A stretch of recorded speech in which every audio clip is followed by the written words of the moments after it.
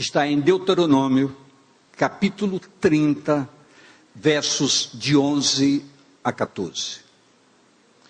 Porque este mandamento que hoje te ordeno não te é encoberto, tampouco está longe de ti. Não está nos céus, para dizeres: quem subirá por nós aos céus, que nulo traga e nulo faça ouvir, para que o façamos? Nem tampouco está da além do mar, para dizeres: quem passará por nós da além do mar, para que nulo traga e nulo faça ouvir, para que o façamos? Porque esta palavra está muito perto de ti, na tua boca e no teu coração, para a fazeres. Pode sentar, por favor. Sempre é bom e nunca é demais que nós procuremos, numa oportunidade como esta, focar com muita simplicidade, mas com objetividade, a essência do que a palavra quer nos traduzir, quer falar intimamente para com as nossas vidas. Então, quando o Senhor diz: o mandamento que eu peço de vocês não está longe, está na sua boca, está no seu coração. Há potencialmente um grande desafio nisso, porque o salmista, falando sobre coração, ele diz: sobre tudo que se deve guardar, guarde o seu coração, porque dele procede as saídas da vida. O profeta Jeremias, falando sobre o coração do homem, ele chegou a qualificar com plena convicção que o coração do homem é terrivelmente corrupto, sujeito a variações por emoções, por circunstâncias. Isso faz parte do perfil natural do homem. É por isso que o Senhor quer e demanda de nós um compromisso intenso. Por que esse compromisso intenso? Porque, queridos, é preciso que todos nós tomemos posse dessa verdade. O processo de evolução no concernente às coisas do reino de Deus, esse processo tem que ser trabalhado, tem que ser buscado para ser vivido. E o que demanda isso? Demanda fidelidade e seriedade para com a palavra de Deus, para com a oração e para a consagração de nossas vidas. Há, sem sombra de dúvidas, barreiras terríveis para que essas coisas aconteçam. Uma delas, potencialmente forte, chama-se religiosidade. A pessoa é religiosa, cumpriu, olha, agora é o momento, o pastor comandou a entrega do dízimo, eu entrego meu dízimo, quer dizer, eu faço todas essas coisas. O que importa para Deus, ele foi muito claro aqui, não é a quantidade, é o espírito de adorador que você precisa ter para qualificar a sua entrega, porque a Bíblia diz: quando você trouxer, entregue primeiro a você mesmo. Quer dizer, o propósito nosso é nos entregarmos ao Senhor em adoração. A nossa oferta é um complemento, é um aditivo. Então é importante que nós entendamos isso. Por quê? Diz mais o salmista: guarda o coração para não pecar contra ti. Pecado é um assédio das forças que mexem profundamente conosco. E uma das coisas que muito mexe com todos nós chama-se sensualidade. Às vezes a sensualidade parece não incomodar, mas incomoda, porque a força viva da sexualidade, da sensualidade, nos leva ao ativismo da sexualidade. Isso faz o quê? Com que nós nos perturbemos e procuremos, de qualquer maneira, satisfazer esse instinto que potencialmente se instala. Tanto é, eu citei hoje de manhã aqui, que na Bíblia há um versículo, em Osés capítulo 4, verso 11, que diz que a sensualidade tira o entendimento. A sensualidade tira o quê?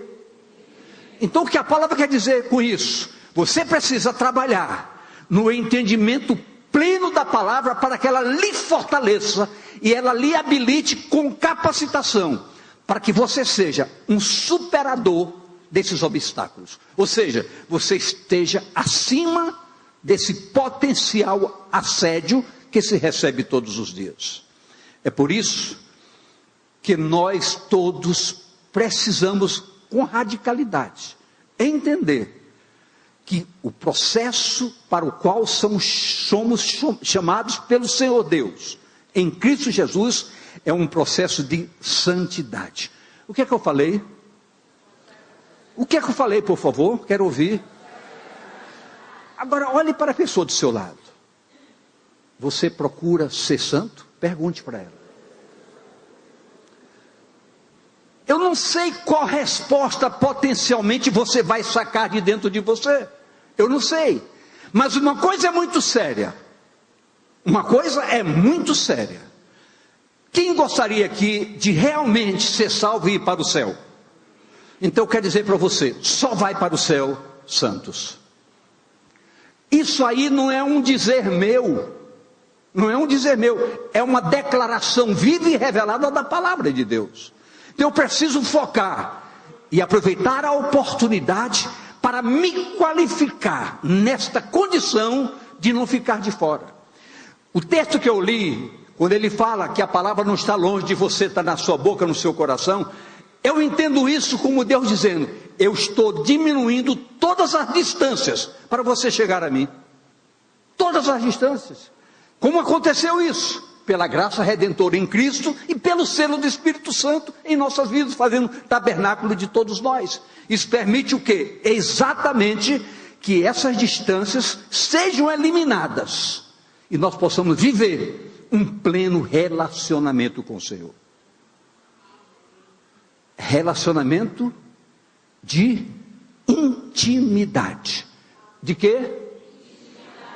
O Salmo 25, verso 14 diz que a intimidade do Senhor é para os que o temem, aos quais Ele dará a conhecer a sua aliança. Então é preciso que eu entenda que intimidade com Deus é para quem tem temor a Deus.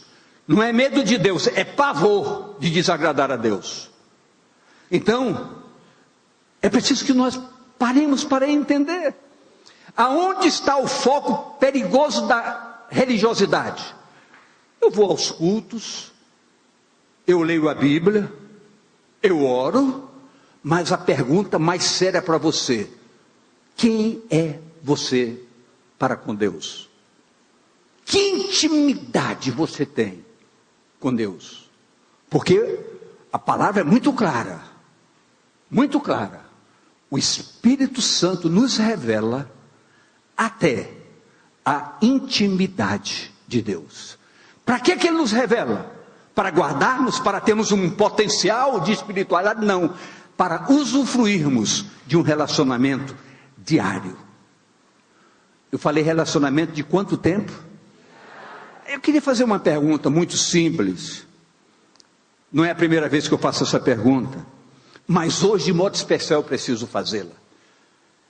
Quem medita na palavra todos os dias aqui, por favor? A minoria. A minoria. Quem toma café, almoça, janta, lancha todo dia aqui? Todo mundo. Porque você precisa de nutrição. No espiritual não é diferente. Não é diferente. Eu falei meditar, mas eu poderia falar orar, consagração e tudo mais. Queridos, as asseverações da palavra de Deus precisam receber da nossa parte, e aí eu tenho que focar um pouquinho e dizer para você, eu lhe peço permissão para lhe dizer isso. As asseverações da palavra de Deus precisam receber da nossa parte a seriedade e a obediência que lhes são devidas. Então eu preciso entender que se não houver seriedade e obediência da minha parte, nunca seria eu um servo do Senhor. Porque os servos do Senhor são participantes das promessas do Senhor. E as suas promessas são extremamente preciosas para todos nós, estão disponibilizadas todos os dias. Assim como a palavra diz que as misericórdias se renovam a cada manhã, é Deus dizendo: eu estou aqui disponível para você.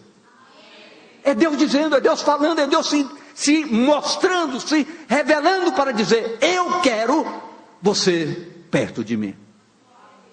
Então o Senhor quer nos livrar de ciladas terríveis. Querido, nós estamos vivendo uma crise sem precedentes.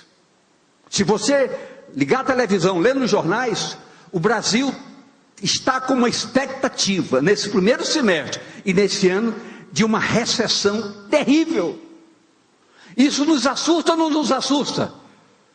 Assusta sim, mas nós temos que entender e fazer prevalecer a nossa intimidade com Deus, porque se Deus diz: você é para mim um particular tesouro, eu vou lhe mostrar que eu farei diferença entre quem me serve e quem não me serve. E se você me serve, não tenha medo de nada, porque Deus há de suprir em Cristo Jesus cada uma das suas necessidades.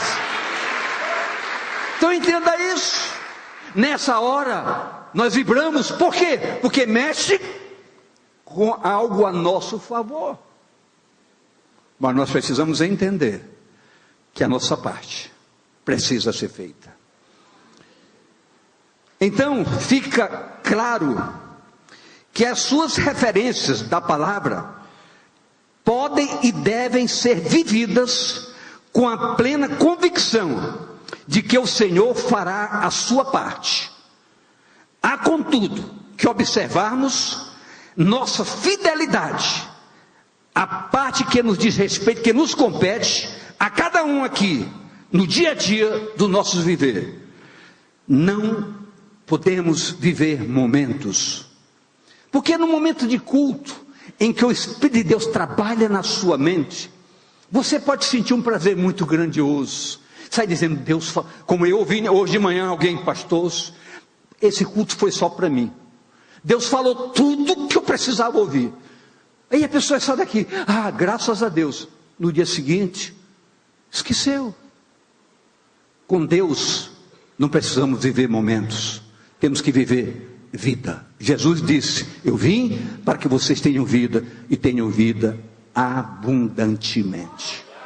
Então entenda isso. Diga à pessoa ao seu lado: entenda isso, meu irmão. Preste bem atenção em algo.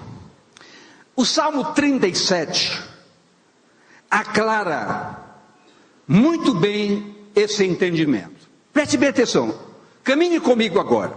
Salmo 37, verso 3. Confia no Senhor e faze o bem, habitarás na terra e verdadeiramente serás alimentado. O Senhor disse: se nós ouvirmos a sua voz e formos obedientes aos seus mandamentos, comeremos do melhor desta terra. Mas o que diz a palavra? Confia no Senhor e faze o bem. A minha confiança no Senhor não é apenas uma palavra literal. Ah, eu confio no Senhor. É como se diz, a composição de uma liturgia religiosa. Não. O meu confiar no Senhor significa obedecer às diretrizes da sua voz. E o que é fazer o bem? É fazer o bem. Talvez, por favor, não se assuste comigo. Não se assuste. O propósito é lindo, verdadeiramente lindo. Mas escute, quantas vezes você já sentou numa roda para falar mal de alguém? Eu quero dizer para você, isso é pecado. E muitas vezes nós vibramos quando ouvimos alguma coisa negativa contra alguém. Isso é pecado. Ouviu o que eu falei? Então repita comigo, isso é o quê? Então o que eu preciso fazer? Senhor, se verdadeiramente eu tenho um propósito contigo, hoje eu me determino que isso nunca mais vai acontecer na minha vida.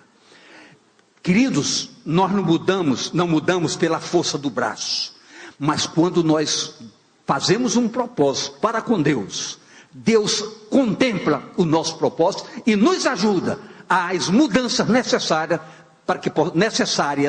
para que possamos alcançar o patamar de um processo de vida que verdadeiramente glorifique o nome do Senhor. Eu posso ouvir amém? Então é preciso que eu confie no Senhor, mas que eu faça o bem. Diga a pessoa do seu lado: faça o bem.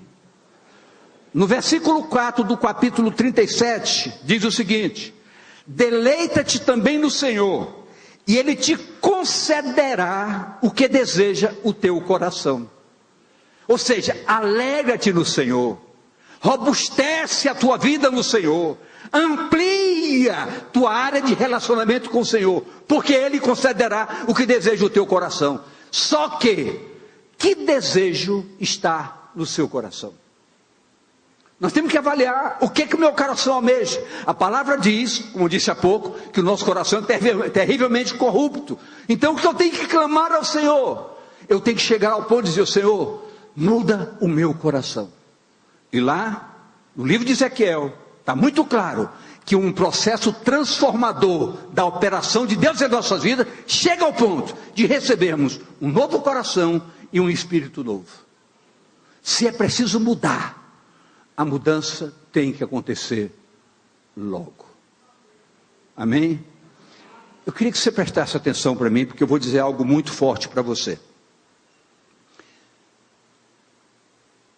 Há coisas que talvez não passe pela sua cabeça, mas que a palavra de Deus, na sua essência, demanda, procura em todos nós. Significa isso? Quer dizer algo que gostaria que seu coração se abrisse para entender. Há coisas em nossas vidas que nós precisamos tirar das nossas vidas. Mas o pior de tudo não é isso. É que há coisas na sua vida que você gostaria de tirar, mas essas coisas não estão com você. Tem pessoas que o coração está entregue para uma paixão.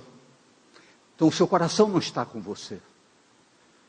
O que nós precisamos entender é que um propósito de santidade nos convoca a resgatarmos as coisas erradas de nossa vida, para podermos entregá-las, jogá-las fora, descartá-las com um propósito.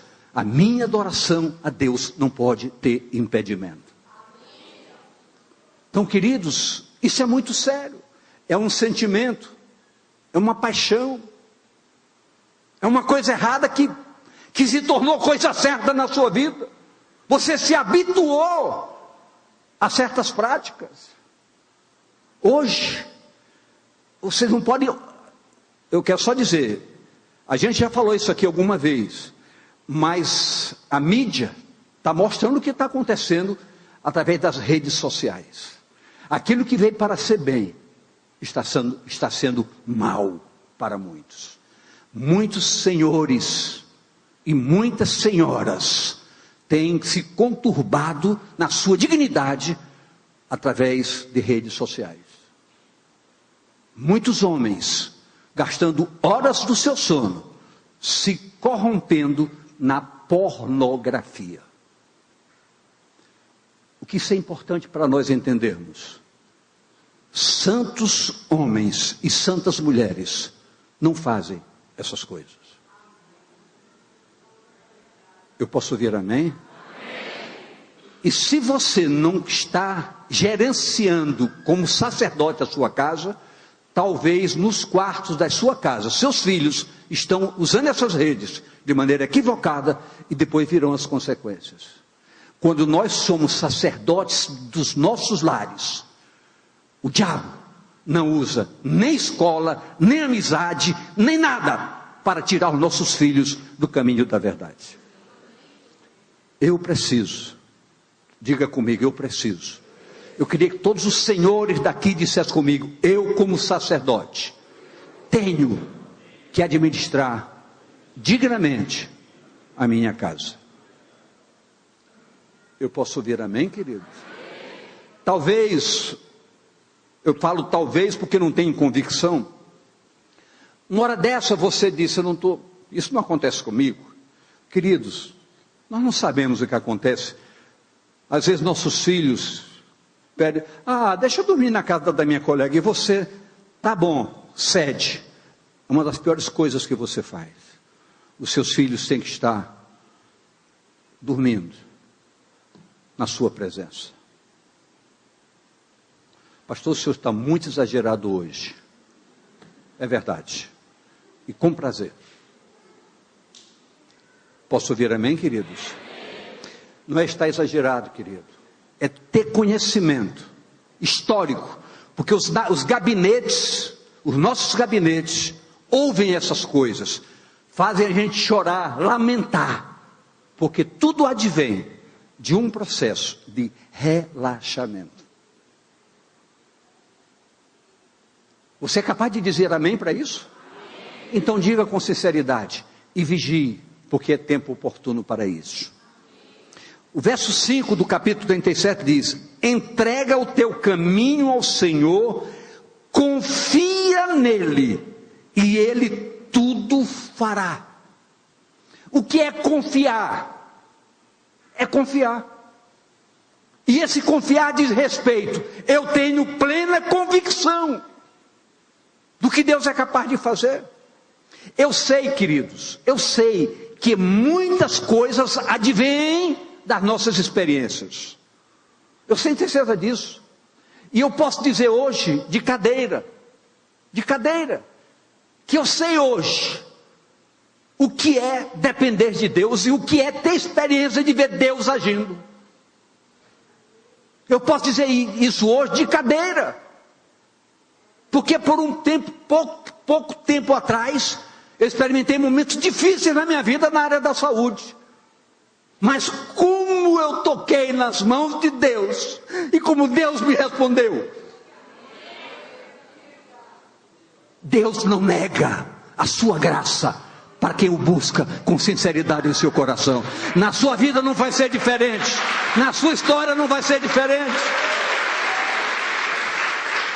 Na sua história não vai ser diferente, mas você tem que entregar. Entregar significa: Senhor, eu quero ser dirigido pelo teu Espírito. Eu quero meditar com alegria no meu coração. Meditar não é um peso, é uma satisfação.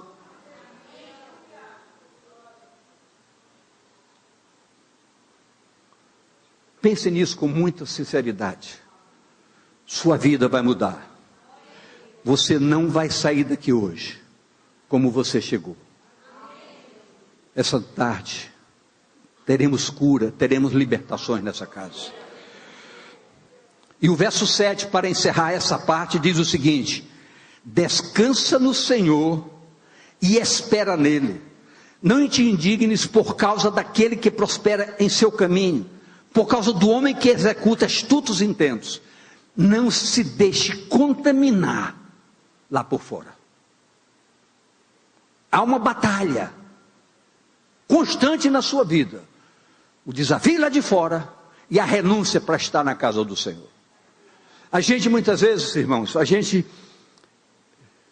eu vou dizer uma coisa para vocês: não é fácil lidar com pessoas, principalmente porque existe uma heterogeneidade no pensamento de cada um. Às vezes a gente sente falta de alguém, nunca mais vem fulano. E às vezes o que nós fazemos? Telefonamos. Eu já ouvi, com muito carinho de um irmão, ele teve um carinho muito grande comigo. Eu liguei para ele e disse: meu irmão, estou sentindo sua falta. Pastor, eu não tenho ido, não é da sua conta. Eu ouvi isso dele. É verdade. Alguns dias depois ele me procurou, chorando, me pedindo perdão. Mas tudo bem, eu não me machuquei, porque eu me expus. E quando a gente se expõe, está sujeito a tudo. E eu não estou preocupado com reações. Eu quero dormir tranquilo. Fiz a minha parte. Então a gente sempre está ligando. E as pessoas, muitas vezes, por nada, o tempo está meio nublado. Aí o cara olha para a esposa: bem, vai chover, né? É melhor a gente deixar para outro domingo.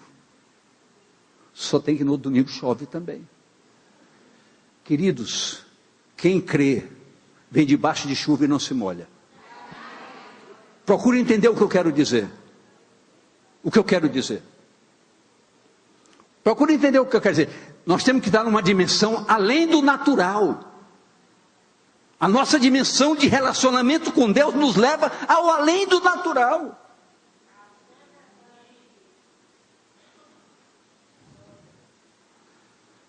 É a ação do Senhor Deus para com os que Ele obedece, na prática da justiça, o que é diferente com as posições contrárias. Quem não entende, não entende. É loucura para os que se perdem, mas para nós é a operação do poder de Deus. Do poder de Deus. Essa rota de vida, igreja, advém do entendimento pleno da graça de Deus redentora em Cristo Jesus. Eu preciso entender a dimensão da graça de Deus. A graça de Deus é muito ampla. A graça de Deus é protetora, é um leque sem fim. Sem fim. Veja o que nos diz sobre graça. Efésios 1, de 3 a 7. Bendito o Deus e Pai de nosso Senhor Jesus Cristo, o qual nos abençoou com todas as bênçãos espirituais nos lugares celestiais em Cristo. Já somos maravilhosamente abençoados. Agora, como também nos elegeu nele antes da fundação do mundo, para que fôssemos, repita comigo, santo e irrepreensível. Aqui é plural, santos e irrepreensíveis, todos nós. Não é o pastor, somos todos nós, é você. Diga a pessoa ao seu lado, ele está falando com você, por favor, entenda isso.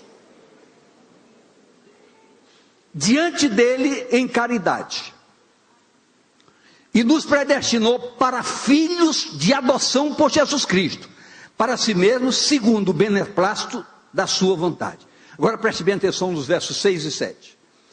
Para louvor e glória da sua graça, pela qual, pela graça, nos fez agradáveis assim no amado. Olha o verso 7. Em quem temos a redenção pelo seu sangue, a remissão das ofensas, dos pecados, segundo as riquezas da sua graça para conosco. Então a sua graça é muito ampla. Através dessa graça, nós fomos alcançados, libertados da escravidão do pecado e constituídos, filhos por adoção, herdeiros em santidade e na condição de sermos irrepreensíveis na nossa conduta. Queridos, às vezes a gente despreza os pequenos começos, mas a Bíblia diz, não desprezem os pequenos começos. Muitas vezes você tem que trabalhar na sua vida sobre a mentira. A mentira é uma das coisas mais fáceis de nós praticarmos todo dia. Até alguém liga para você, alô, olha, eu não posso atender agora. Você não quer, está dizendo que não pode, está mentindo. Ou então eu disse para alguém, diga que eu não estou. Então nós temos que entender, diga comigo, eu, como servo de Deus, não posso mentir. Porque mentira é do diabo. Pronto. Aí nós vamos o quê? Construindo tempos novos, passos novos, avanços novos. Vamos ver de andando, vamos dando pulo. E vamos chegando ao porto seguro. Amém mesmo? Logo, é com o entendimento pleno da cruz, com esse entendimento pleno da cruz, é impossível, sem esse entendimento, é impossível o enquadramento de qualquer pessoa nesses parâmetros de relacionamento com Deus. Não existe possibilidade, se você não entender que a cruz significa morte para o pecado. Diz mais, sem cruz não há salvação, nada se concretiza. Então nós temos que saber o mistério da cruz. Jesus foi ao nosso lugar, mas nós temos que ir com Ele, morrermos a sua morte por causa do pecado e renascermos para uma ressurreição para a vida. Isso significa abandonar o pecado e buscar uma vida plena de santidade na presença dele. Talvez, igreja, em nossos dias, e aqui eu quero me reservar a não citar nenhuma igreja, nenhum pastor. Pelo contrário, o meu propósito hoje, diário, é orar por todos os pastores de Belém, do Pará, do Brasil e do mundo. Pedindo que Deus trabalhe em todos, para que nós juntos possamos, na autoridade do Espírito, destronar principados e potestades que têm arrasado vidas e destruído a esperança das pessoas.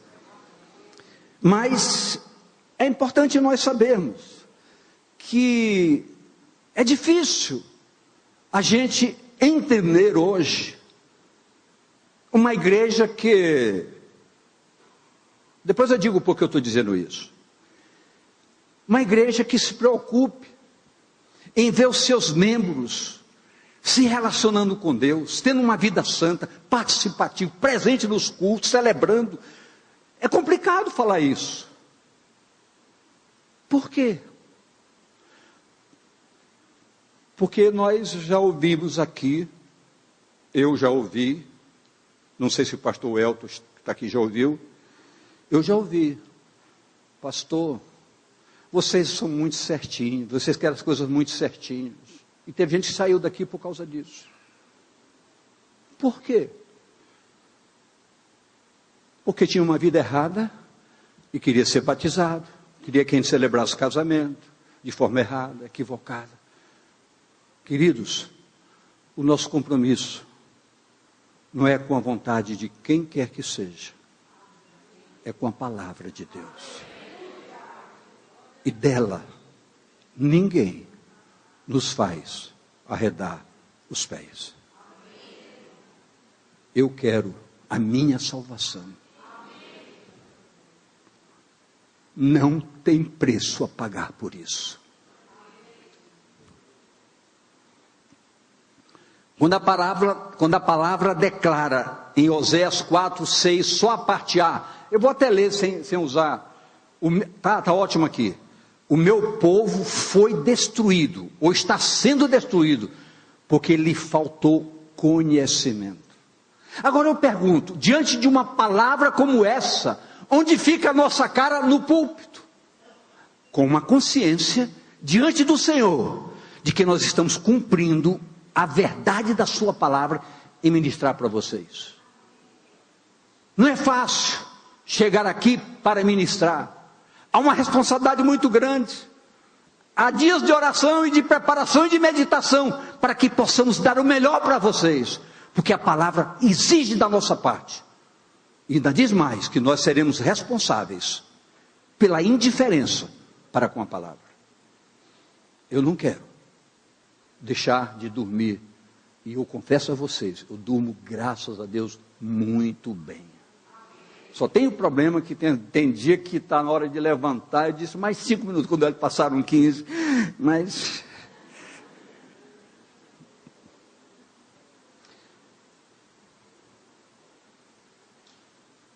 Isso tem um fundamento muito sério.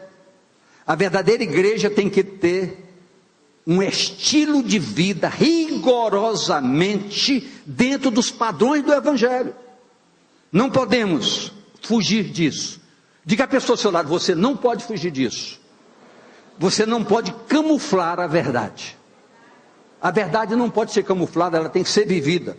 Todos nós precisamos ter a consciência de que estamos sendo vigiados. Meu Deus, o tempo está acabando. Estamos sendo vigiados. Olha o que nos diz o Salmo 33:18.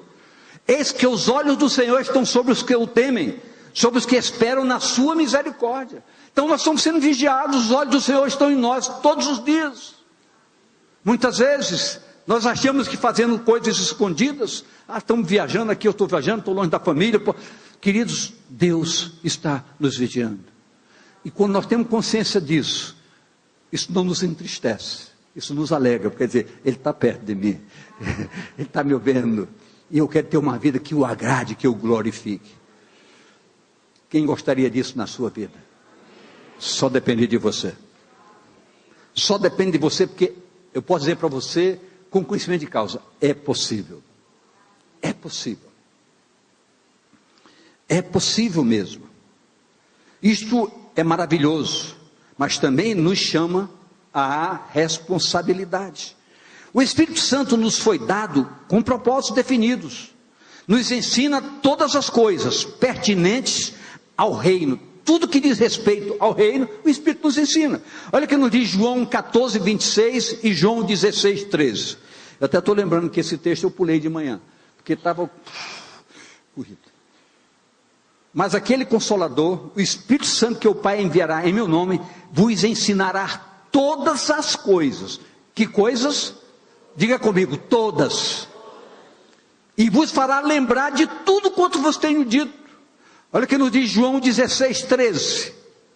Mas quando vier aquele Espírito da verdade, ele vos guiará em toda a verdade, porque não falará de si mesmo, mas dirá tudo o que tiver ouvido, e vos anunciará o que há de vir. Então nós estamos prevenidos, assim como Deus encurtou o espaço de relacionamento, Ele diz, eu estou prevenindo vocês, para que você não seja enganado por ninguém.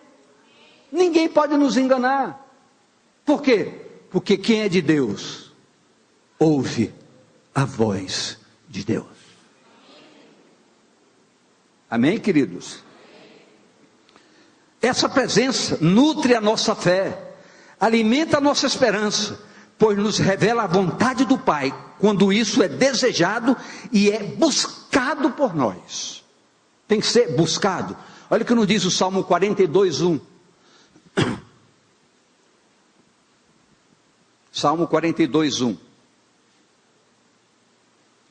Como o servo brama pelas correntes das águas, assim suspira a minha alma por ti, ó Deus. Esse desejo ardente precisa nutrir o nosso dia a dia. O nosso dia a dia.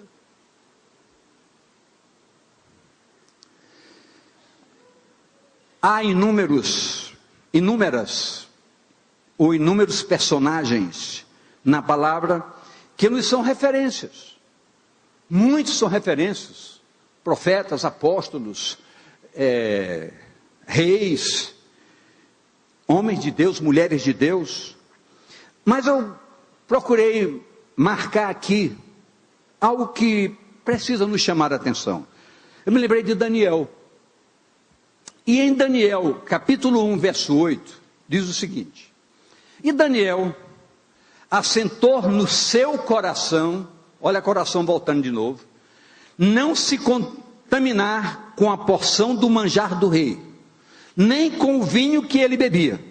Portanto, pediu ao chefe dos eunucos que lhe concedesse não se contaminar.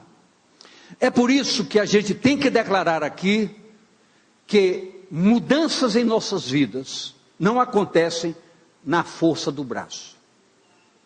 Diga isso à pessoa do seu lado. Não é a sua força que mudará o seu perfil, nem o seu caráter. Mas quando há, diga comigo, quando há um propósito verdadeiro, Deus contempla.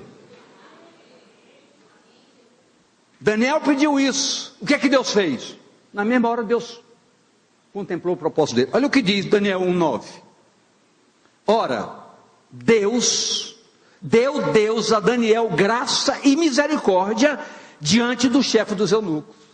Fez com que o chefe possibilitasse que ele não se alimentasse daquela comida. Ele disse, nós queremos só legumes. Aí o chefe, que era um mestre cuca famoso, um chefe, como se usa a expressão hoje, disse, eles vão sofrer muito, coitados. Depois de um tempo eles estavam mais fortes do que os outros. Por quê? Diga comigo.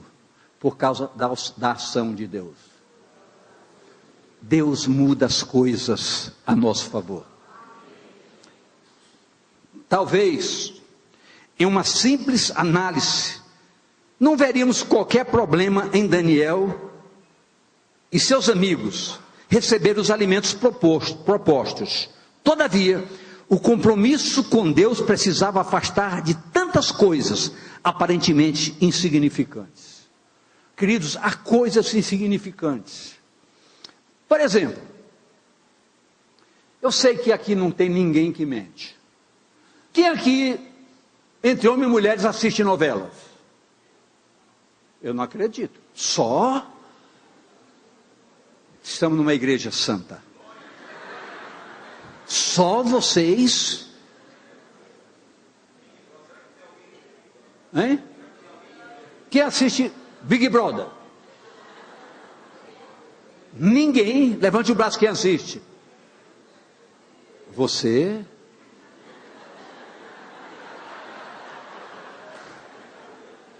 Vou virar a parte de conta que eu não vi. Queridos, não tem coisas, não tem hoje na televisão coisa mais nojenta do que as nossas novelas. Porque ela cria um mecanismo de uma vida falsa como sendo verdadeira. Todo mundo trai, todo mundo engana, todo mundo mente. Então nós temos que entender que essas pequenas coisas precisam provocar a nossa conversão. Acabou. Então nós não podemos ser viciados em nada. Nada pode nos bloquear por hipótese alguma. Nada pode nos tirar dos compromissos de Deus. Aí o cara é tão artista, o noveleiro é tão artista, que ele prepara algo no final desse capítulo para você passar o dia todo pensando no próximo. Quero saber quem foi que fez isso. Eu quero saber. E os bobos, no dia seguinte, está na hora lá.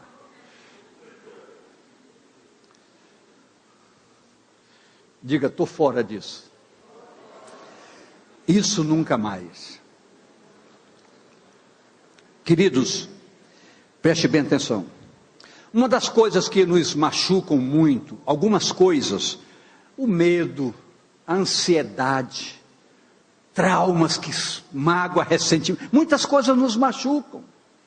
Eu só quero dizer para você que o poder de Deus é tão forte, que Ele pode arrancar da sua vida medo, ansiedade, mágoas, pode arrancar tudo. Mas depende de quê? Do seu propósito. Depende do seu propósito. Amém, queridos?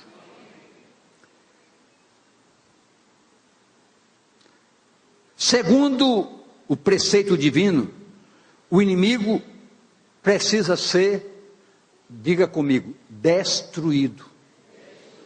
Eu preciso destruir todos os inimigos da minha vida. Está na Bíblia, pastor? Está.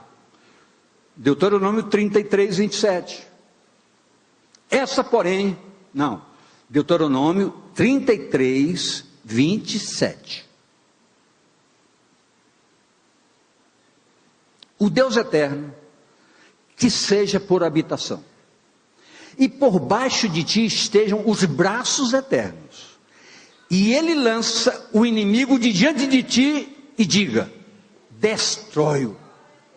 Então eu tenho que destruir tudo ruim da minha vida. Todo dia eu descubro.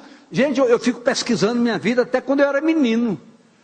Deus, eu quero que me mostre coisa.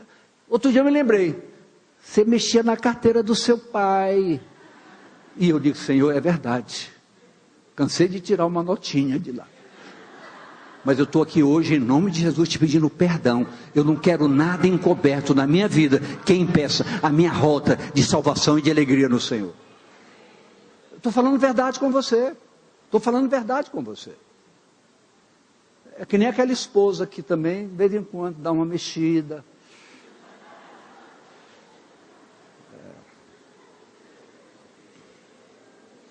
Nós estamos chegando ao final.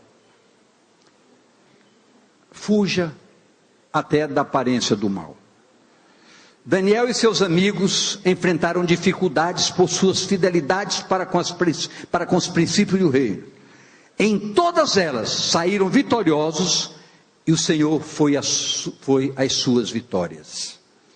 Eu creio, queridos, com maturidade de consciência, que o Deus de Daniel e seus amigos, da mesma forma que os livrou por suas fidelidades para com ele, eu creio que esse Deus é o mesmo Deus que pode fazer hoje tudo isso em nossas vidas. Eu até me preocupo, e isso pastor Elton me preocupou muito esses dias, porque às vezes eu fico imaginando, será que as pessoas acham que o Deus que abriu o Mar Vermelho, o Deus que ressuscitou morto, o Deus que fez maravilhas, é um Deus do passado? É um Deus do passado. Queridos, em todos esses episódios, Deus foi machucado. Porque quando o povo chegou diante do Mar Vermelho, qual foi a palavra que Deus deu para Moisés? Você vai tirar o povo daqui e vai levar para a terra da promessa. Acabou. Então até quando ele chegou diante do Mar Vermelho, ficou: Senhor, Senhor. E o Senhor disse: por que clamas a mim, Moisés? Diz o povo que marche. Mas tem uma, diga o povo que marche. Deixa eu dizer algo para você. Eu não sei qual é o seu problema. Eu não sei qual é a sua maior dificuldade. Mas algo em nome de Jesus, eu digo para você hoje: marche. O mar vai se abrir. Sua história vai mudar. Deus vai lhe mostrar que Ele continua sendo o mesmo Deus de ontem e de hoje e será para todo sempre. O mesmo Deus. Marche. Diga a pessoa ao seu lado: marche, meu irmão.